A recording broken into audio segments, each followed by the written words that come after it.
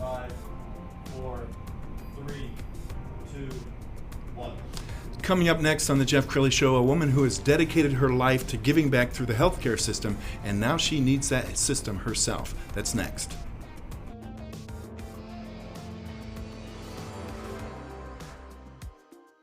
Many are predicting that the worst is yet to come, which is unfortunate, said one person here. Until now, they've enjoyed the reputation of being the nation's icebox. Watched a burglar in his home this morning by webcam. As a journalist of over 25 years, stories are what make my world turn. Reporting live from the Dallas newsroom tonight, Jeff Crilley, Fox 4 News. But in 2008, I took the jump from my familiar life and started a PR firm from my home. We're talking about anyone with a camcorder like the one I'm using becomes a television network. We started slowly growing the company, and we now have over 100 clients, and we've branched into the world of live digital broadcasting. I now own 8 different TV studios and have a huge team, and the stories that I now get to share are sometimes the most important of my life. Life has a funny way of coming around full circle. This is the Jeff Crilley Show. Well, during this pandemic, we've been talking to a lot of heroes, a lot of healthcare workers. Today, we're going to be talking to Sheena Payne. She is the Director of Community Affairs for Blue Cross Blue Shield of Texas. You have a fascinating story, Sheena, because you've dedicated your life to really giving back through the healthcare system, and something happened to you that you want to share with our viewers. Yes. So I currently, as the Director of Community Affairs for Blue Cross and Blue Shield of Texas, have been, for the past almost 4 years, focused on chronic conditions, lung disease, as well as kidney disease. And so we give back to the community to try and help individuals who don't have insurance. We want to make sure that they have preventative health services. So we work with nonprofit organizations to ensure that they go out in the community and they do this preventative health screenings on individuals who can't afford insurance. So at the end of March, right around the shelter at home, I got up one morning and I was having some difficulties in my face.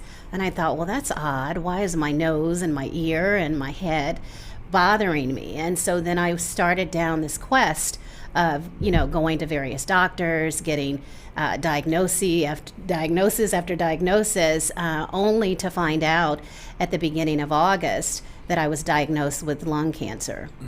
The very thing that I had been working with the community at large across the state to help prevent, I am now diagnosed with lung disease. When you got that diagnosis, what was that like? It was interesting because at the time in which I had the diagnosis, I was actually at home. I had my primary care physician had asked me to go in for a chest x-ray because we had run so many tests. I'd gone to see neurologists, ENTs, my regular doctor, and no one could figure out. I'd done MRIs because the neurologist thought it could have been this and it wasn't that. And finally my primary care physician said, let's just start working our way down the body, and got me a chest x-ray. And then when she received the results from that, she said, you need to immediately go in and get a CT scan on your chest. And after she called me with that information, she says, I had to speak to an oncologist because they want you to now go into the hospital so you can have further tests because we believe you have lung disease. Now, your primary care physician cannot tell you technically over the phone, we think you have lung cancer. They need to confirm it, by doing a CT scan. So they did that. And my family was with me, my husband and my 2 children. They, because you can only have one visitor in the hospital, so we had the whole family, 2 on the phone and 1 in the hospital, and received the news. And I guess because of my faith, I wasn't too concerned. But definitely one of the first things that came to my mind is the irony of the fact that I've been working in this space, so I had a little bit of knowledge about lung disease. But me, who's never been a smoker, I just thought this is just the craziest diagnosis ever. And the profile that the oncologist said, the type of mutation that I have in the lung disease, it fits an Asian smoker. And so I'm like, this is just too odd. So What are the doctors saying now? So because of the mutation, now that they've done the biopsy, I have to go on immune therapy, an immune therapy drug. And so in lieu of chemo and radiation, they feel they can, because it's a targeted mutation, they can do. They feel it can be best managed, if you will, in a pill form. So fortunately, I don't have to have chemo or radiation. I just have to take a pill every day. And the doctors are hopeful. They're hopeful, but lung disease is incurable.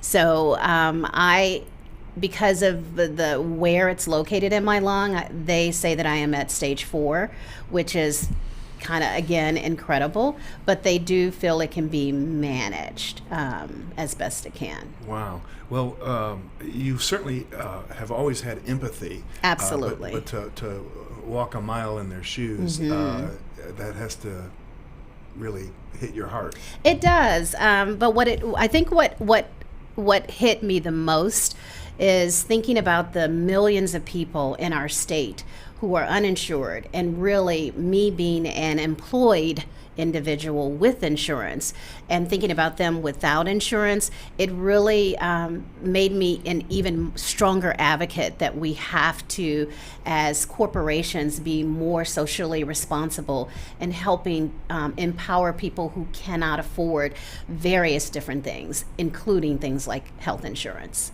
Well, I want to brag about you because you're an honoree. You have been recognized by the Dallas Business Journal. We've got a picture of the article there.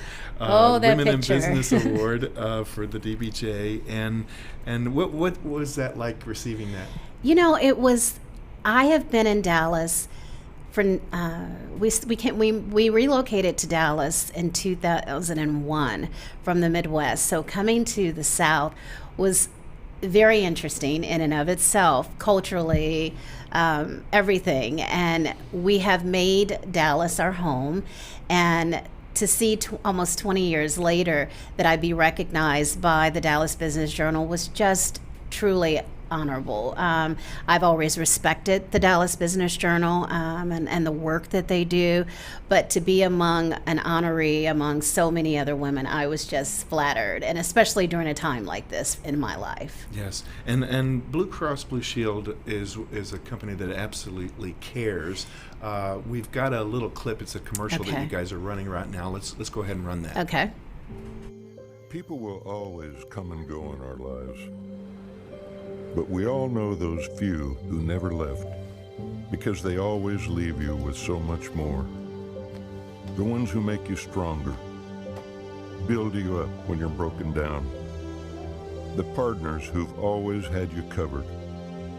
At Blue Cross and Blue Shield of Texas, we know what it means to be covered by someone you look up to, even when they're sitting right beside you.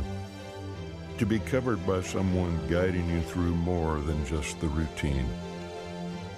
To be covered by that friend you consider the best because that's how they make you feel. At Blue Cross, we know what it means to be there, guiding you toward a healthier state of mind. Because the more we know as individuals, the healthier we all feel as a community. Through it all.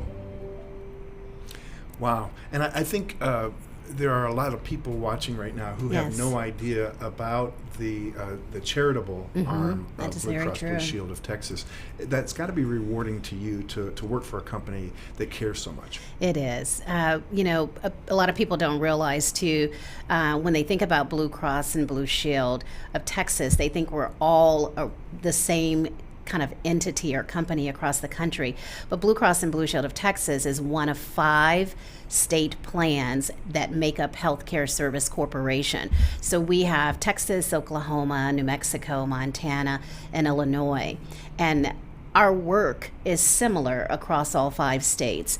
And investing and giving back to the community is huge for us, and I do think people don't think about it in that respect.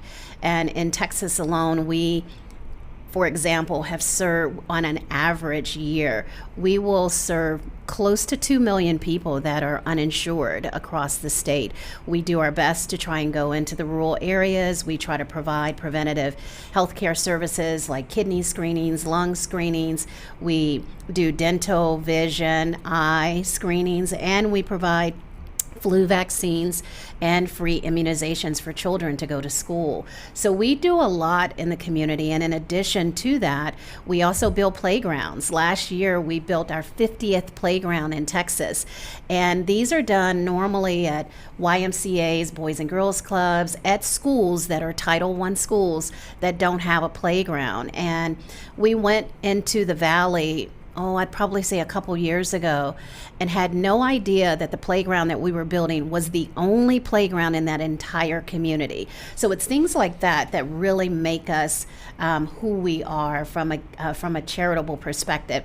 And we can't do it alone, just like that commercial, through it all, we try to work with our local community organizations and our nonprofit partners, because they're the ones that are grassroots, their feet on the ground, and without them, we can't do the work that we do. So I'm very proud of the work that we do. And you're also well known for a company with great culture.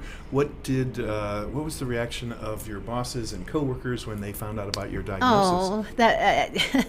That's about to bring me to tears, because from our chief medical officer down to, let's say, the security guard who knows me, and while we're shelter at home, I have shared the information. I'm pretty transparent, and I would probably say, if not daily, I'm getting a call. At least just got one yesterday from the head of our entire network. She checks on me weekly. So it has just been phenomenal, the support that I've had. Wow. Yeah. Well, you are an inspiration. You're Thank going to have you. me cry, so we better wrap this Yeah. up. We're going to put the website up so everybody can follow on social media. Thank you. There you go. Wow. Sheena Payne, thank you so much. You're truly an inspiration. Thank you so much, Jeff, for having me. You bet. And that's it for now. We'll see you next time.